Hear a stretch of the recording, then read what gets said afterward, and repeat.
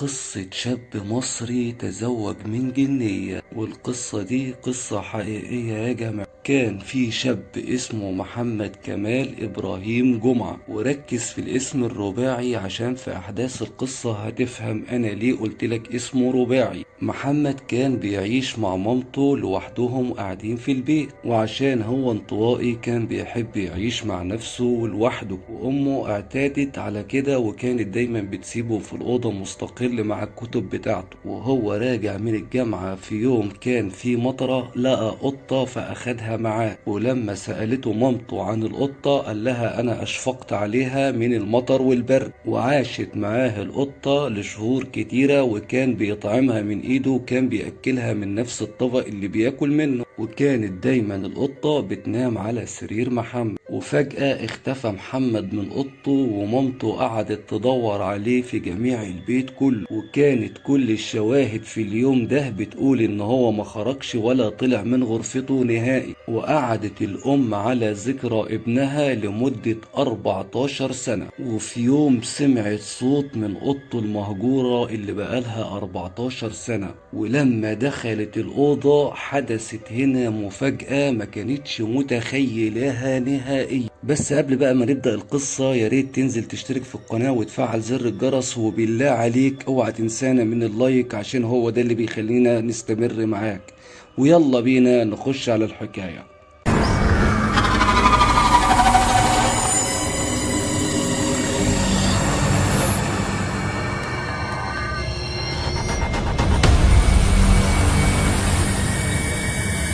من هنا بقى أول ما دخلت الأوضة شافت ابنها المختفي من 14 سنة، وكان عمره في حدود 40 أو ما يقارب 40. أمه لما شافته ما صدقتش نفسها، لكن لما سمعت صوته عرفته من صوته، وقال لها حكاية أسطورية الأم لم تصدقها، حتى قال لها إنها تزوج من جنية وعاش معاها في العالم السفلي. وحدثت القصة دي في عام 1960 إلى عام 1975. شاب اسمه محمد كامل إبراهيم جمعة، وكان بيعيش في مصر وبالتحديد في مدينة نصر. وبدأت قصته لما ربى 3 قطط، وال3 قطط كانوا بيجيله بنفس الطريقة. كانت كل قطة كانت بتنتظر بشوق حتى كان يفتح الباب وكانت تتسلل إلى الداخل. فكان محمد شاب منعزل ووحيد وانطوائي جدا، وكانت أول قطة من القطط ال3 كانت قاعدة قدام بيت محمد، لأن اليوم ده كان ممطر وكان يوم بارد. محمد ما كانش مهتم للقطة خالص، بس أول ما فتح الباب القطة تسللت ودخلت إلى الداخل لغاية ما حبها وهي حبته. وبعد شهور قليلة تختفي القطة من البيت. فضل محمد يدور على القطة في المنزل كله ولكن لم يجدها، ومرت الأيام حتى نسي محمد القطة، ووجد محمد قطة تانية بنفس الطريقة فأخذها ورباها. القطة التانية كانت بتحب محمد جدا وما كانتش بتفرقه لحظة واحدة. القطة ما كانتش بتسيب محمد نهائيا، حتى وهو رايح الشغل كانت بتروح معاه. وقعدت مع محمد القطة دي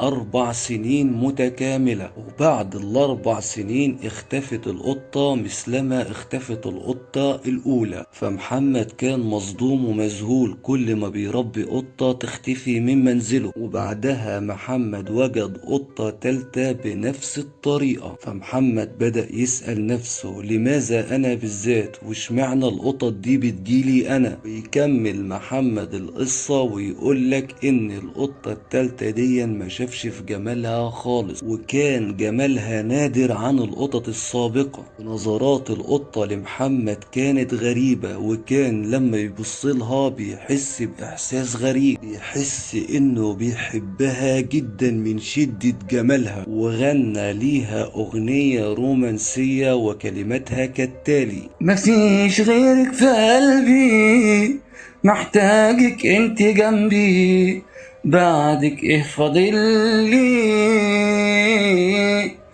بحبك الف حب ولي انا بس قلب ونفسي بس ارضيكي. اه يا قلبي دايب دوب حبنا يمحي الذنوب. اي عاشق في الوجود انت يكون ملوش حدود. معاكي بكون دايما لفوق. ومن هنا تبدأ قصة محمد مع الجن السفلي بجوف الأرض. في يوم من الأيام كان قاعد بيلعب مع القطة الجميلة وكان بيداعبها، وفجأة لقى القطة وقفت على رجليها الاتنين لورا وبدأت تطول، وفي خلال ثواني القطة قلعت فروها وكان ليها ملمس ناعم كالحرير وأخذت شكل الكائن البشري. فمحمد وقف مذهول وأصابه قشعريرة في جسده وأغمى عليه، وهي بدأت تفوقه. ولما فاق كان عنده حالة ذهول لأنه شايف واحدة جميلة جدا جمالها مش طبيعي، وبيقولك إن كان جمالها كان يشبه جمال حور العين، وما كانش مصدق إن هو شايف واحدة قدامه بالجمال دون كله، لأنها كانت تحمل كل معاني الأنوثة وكل معاني الجمال اللي عمره ما شافه، وكانت بارعة الحسن والجمال. فمحمد نظر عايز يشوف اللي هو قدامه دون هل حقيقة ولا هو بيحلم، وكانت اللي قدامه فتاة حقيقية بين البياض والسمار، وكانت الفتاة تحمل علامات الأنوثة كاملة. فقالت له بصوت هادي وحنون: اسمع مني ما سأقوله ولكن ما تقطعني. أنا قررت لابد من تنفيذ قراري دون قيود، وإني اخترتك أنت بالذات عن من سواك، ولازم تنفذ اللي أنا عزمت عليه. أنا اسمي زراكش وحبيتك حب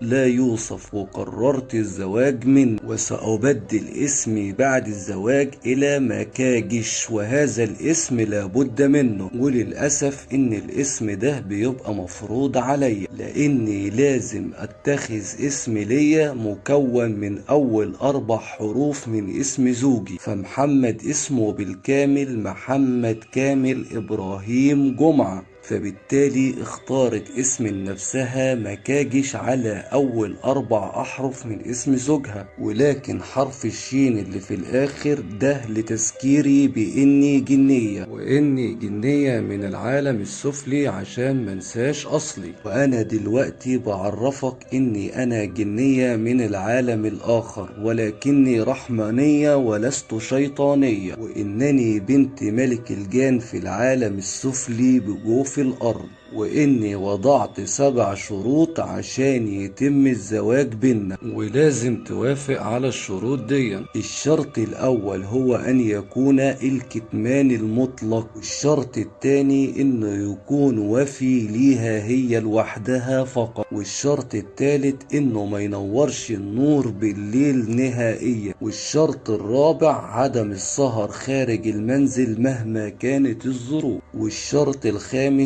الامتناع عن أكل البصل والثوم، والشرط السادس إن لو حصل خلفة وجابت ولد فالولد بيبقى من حق الزوج، إنما لو كانت فتاة فالفتاة بتبقى من حق الأم، وهذا مفيهوش جدال ولا نقاش. والشرط السابع عدم تربية الكلاب. وهكذا يتم الاتفاق على الزواج، وقد حدد موعد الزواج في اليوم التالي بعد منتصف الليل، وبعد ذلك اختفت المرأة من أمام محمد. فمحمد فضل مذهول من اللي شافه واللي رآه، وبدأ يسأل نفسه هل اللي أنا شفته ده حقيقي ولا مجرد حلم. وفي اليوم التالي محمد ما خرجش من البيت نهائيا، ولما جه الوقت الموعود الساعة 1 بالليل فضل محمد يسأل نفسه هل هذا هو الوقت اللي كان متحدد محدد ليه بعد منتصف الليل؟ فهل هذا حقيقي أم مجرد حلم أنا حلمت؟ وهو قاعد عمال يتكلم مع نفسه مش فاهم ايه اللي حصل، فجأة الباب بتاع اوضته خبط، فشعر بذهول وأشعريرة في جسمه كلها، فتمالك نفسه وأعصابه واستجمع شجاعته وراح عشان يفتح الباب. ولكن لما فتح الباب كانت هنا المفاجأة ليه بالنسبة له. كان قدامه 5 رجال صلع، 2 على يمينه و2 على شماله، وكان لبسهم كان يشبه الفراعنة، وكانت ليهم لحية سوداء مدببة،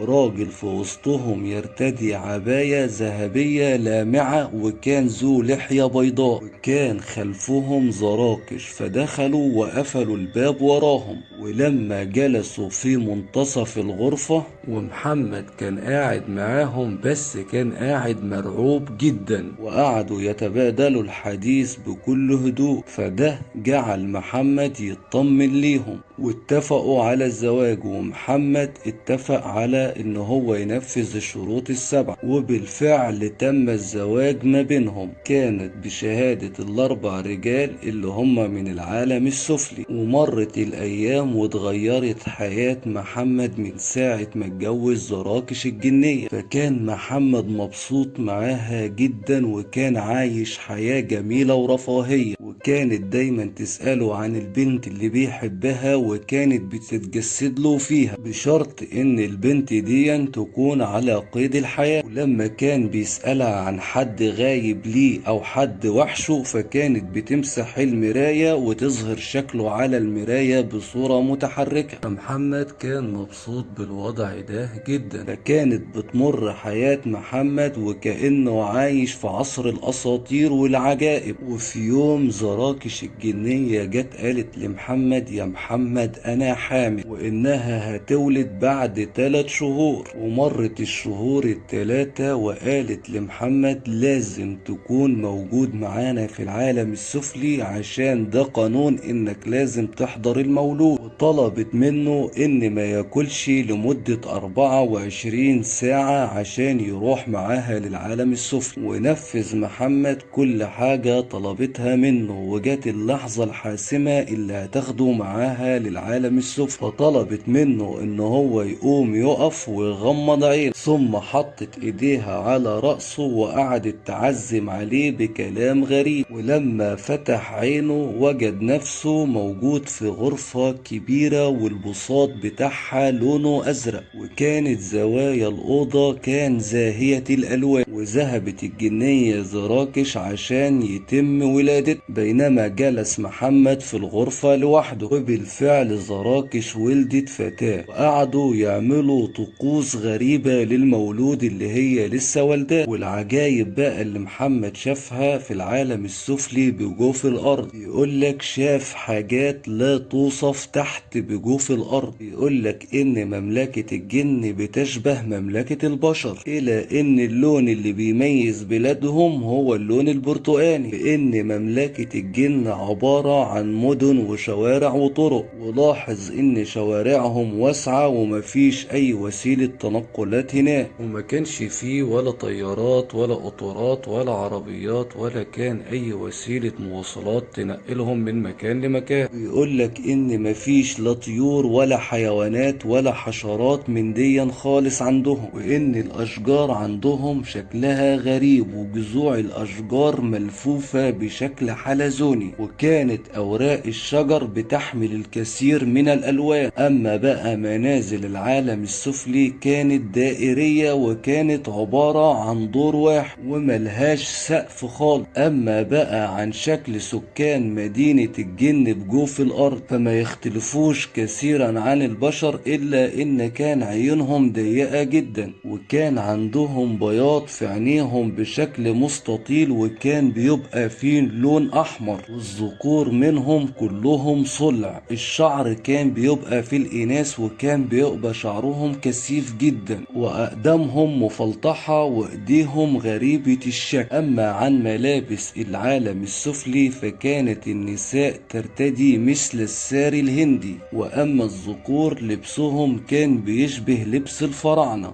قال محمد انه شاف بشر كتير عايشين في العالم السفلي بجوف الارض، وانجب محمد من زوجته زراكش طفلة ثانية وكانت المولودة فتاة. لكن محمد محضرش حفلة الولادة دي عشان كان تعبان من المرة الاولى ودماغه صدعت جدا. ومرت السنين وقعد على جوازهم 10 سنين، وفي خلال ال10 سنين جابوا بس طفلتين. وفي يوم محمد ما كانش حطه في الحسبان لما بنته طلعت عشان تروح له زيارة في عالم البشر، فقالت له على سر خطير حصل في عالم الجن تحت بجوف الارض. وكان فعلا السر خطير جدا، وبسبب اللي هي قالت له حصل الطلاق بين محمد وزراكش. وبعد مفاوضات كتيرة من كبار مملكة الجن في العالم السفلي قرروا الطلاق بين محمد وزراكش، وان زراكش ترجعه لعالم البشر بتاعه. وبلمسة واحدة من زراكش لقى محمد نفسه في الأوضة المهجورة بتاعته متمدد على سريره. كده تم الانفصال بين محمد وزراكش اللي تم جوازهم وقعد أكتر من 10 سنين. وسبب الطلاق انه أفشى السر لبنته وقال لها ان امك جنية مش انسان، فبذلك تم الطلاق ما بينهم لانهم كانوا حاطين شروط، والشرط الاول كان الكتمان التام، ولكن محمد ما حافظش على الشرط ده. وسبب ان هو معرفش يحافظ على السر كده انتهت العلاقة ما بينهم وانفصلوا انفصال تام. وللأسف ان محمد مش هيقدر يشوف الطفلتين، لان الطفلتين من حق الزوجة، لو كانوا ذكور كانوا هيبقوا من حق محمد. ولكن محمد اكتسب خبرة كبيرة جدا من عالم الجن في الطب المهني، فمحمد مارس الطب وكان فعلا بيعالج حالات مستعصية جدا. ولما الشرطة قبضت على محمد ووجهت له تهمة انه مش طبيب، قال لهم ان انا اتعلمت الطب والحالات المستعصية من عالم الجن، واني كنت متجوز من جنية بنت ملك الجان، واني غبت عن امي 14 سنة. وللأسف ان محدش صدقه، لكن مفيش اي تفسير على اختفائه الا 14 سنة. وحطوا محمد في مصحة نفسية للكشف على قواه العقلية، وبعد الكشف ظهر انه انسان عاقل ذو عبقرية